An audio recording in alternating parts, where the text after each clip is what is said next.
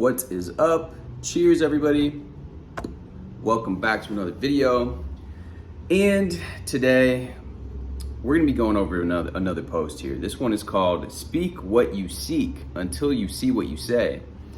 And this is resonating with me right now, even just the title alone, because in these past couple videos, we've been talking about robotic affirming. We've been talking about how that goes in and reinforms your story. It reinforms the internal representation, the way that you see yourself in relation to the world around you, and really how this is probably, the lowest hanging fruit that you can use in terms of changing your reality, changing the story that you're telling yourself. That's what's going to change your reality. And the thoughts that you're dwelling on, repeating over and over. So let's go into the post, do a little bit of a reading, and then we'll break it down. And so here it is. A lot of people are hung up on how and when it comes to manifesting. This post will be more for people who are new or struggling with their 3D circumstances. Speak what you seek until you see what you say. Not speak what you seek and waver and react negatively when your 3D is showing you the opposite of what you want and give up on it entirely. We have to remember that our 3D reality is the only reflection of what's going on inside. If you are trying to manifest different circumstances and you're still experiencing unfavorable outcomes, you have to remember that it's the old story that's still playing out. I like to think of it as phasing out or fizzling out. For example, you may be wanting a raise at work, you do your sats, write it down, and you end up getting fired from this job. For some people, getting fired is just more confirmation that nothing's working out. When in reality, you got fired because behind the scenes, the universe, God, whatever you're comfortable with, was putting you in a position to receive better. It's how we react to these circumstances that make a difference. Person A, I wanted a raise and I got fired. WTF. They took this as a fact and reacted negatively. They told anybody who would listen that they were fired. They may have even abandoned the idea of trying to get a raise. Now they will settle for whatever job they can get because they lost their source of income. Any income is now better than no income. Person B, I got a raise, got fired, WTF. Let's say this person also reacted negatively initially. We're human, it happens, but the difference is they walk by faith. That's what we've been talking about, guys, walking by faith. And the reason it says walk is because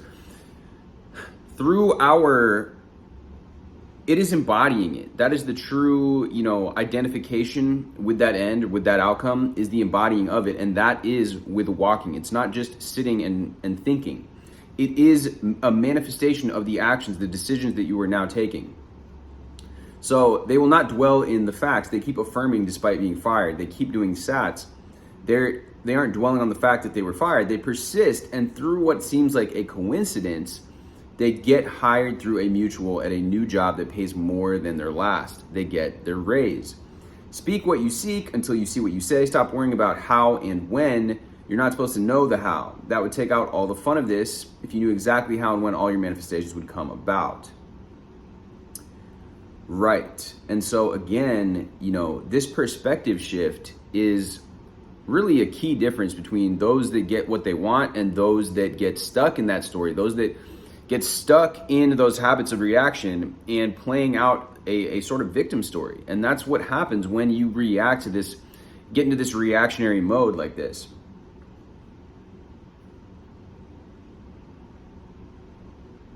Okay, so there's some people commenting about this and all this, but this reminds me of another video that I saw recently. And it was this woman that's talking about opposites. The title of the video, I believe, is like, start being excited about opposites. That's one power that we have when it comes to this stuff, is like, you see the opposite, for example, getting fired from the job. And instead of just, like he said, we're all human. So you can, you might get triggered, right? And it's important not to beat yourself up about it too much if you do. But then you simply do as this person says. You say, I'm going to walk by faith, not by sight. You make a decision to commit to that goal, even though you're seeing the opposite, that you still are doing your visualization, or you still are affirming for it. You still are putting out that positive intention.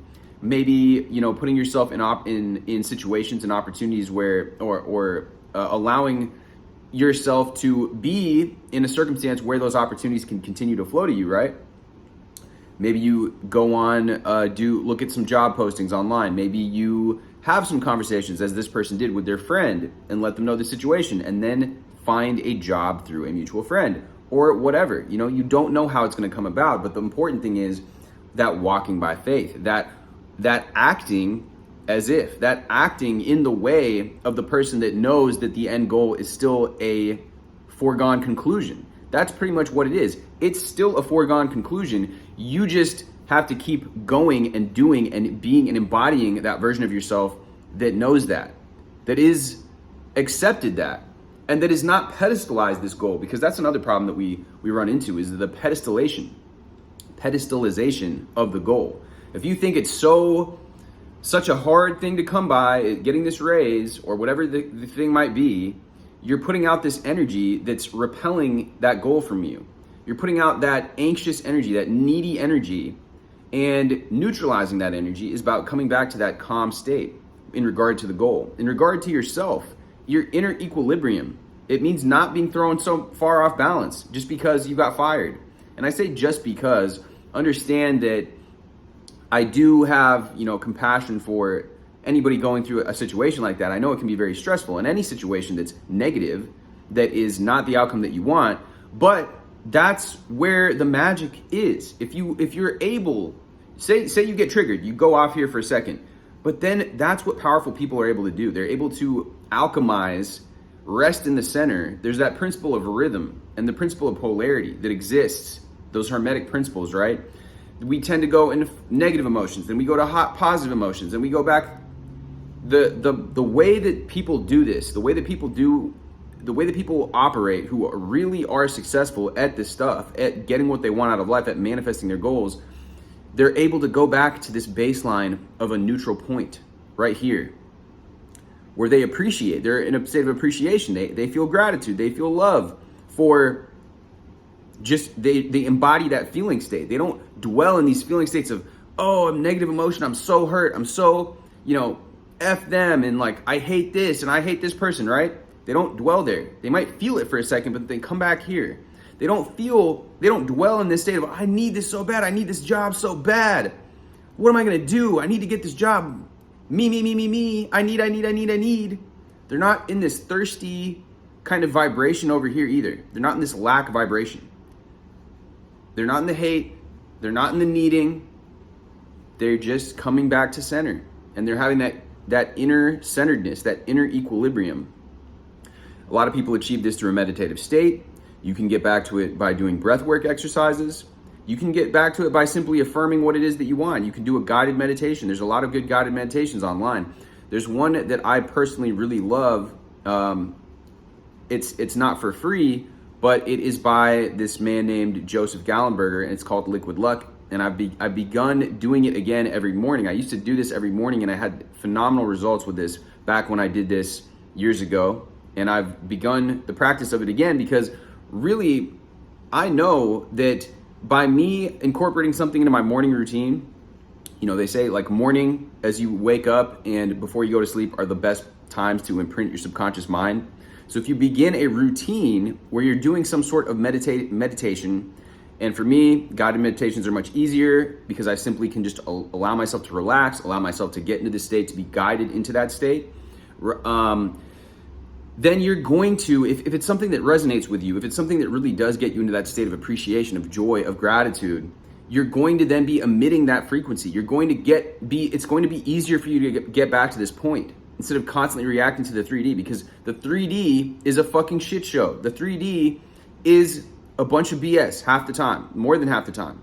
The people around you, the work, the colleagues, the situations, the people, the customers, the family members, they're all people, as much as people might be well-intentioned, there might be people in your life that have the best intentions, whatever. Stressful situations just occur. It's just a part of life. Having a toolkit and having a practice at those times of day, especially in the morning, especially in the evening, to get yourself into that good feeling state, to get yourself picturing and imagining and using the internal representations that are in alignment with what it is that you want in your life, not what you don't want. That's what's gonna allow you to start getting better back to baseline. And yeah, the robotic affirming throughout the day, that's a great practice as well. You know, you come up with 2 to 3 affirmations, you recite them to yourself, you instruct that new kind of narrative. Now you're being guided in this new way. Everybody loves me. I always manifest things easily. Somebody left a really great couple affirmations lately in a previous video. Reality is rigged in my favor. I am lucky. I'm a lucky person. I just constantly win. I'm just great at everything. Everything that I do is coming to me naturally. It's just natural for me to succeed. I'm a natural at X, whatever it is that your goal is, right? I'm a natural at boxing. I've been learning how to box lately. I've been learning I've been going country dancing. I'm just naturally fluid at dancing. I naturally pick up boxing. I just have a natural left hook that is just, flawless. It's amazing. I'm naturally athletic. I'm naturally charismatic. I'm naturally confident. It's just natural for me, right? So these are all kinds of different things. You pick your affirmations and you start working with them. You start working with that inner dialogue and transforming it and changing it. And like this person said here, speak what you seek until you see what you say. With that being said, guys, much love as always. Drop this video with a like, hit me with a subscribe, and I will see you guys in the next one.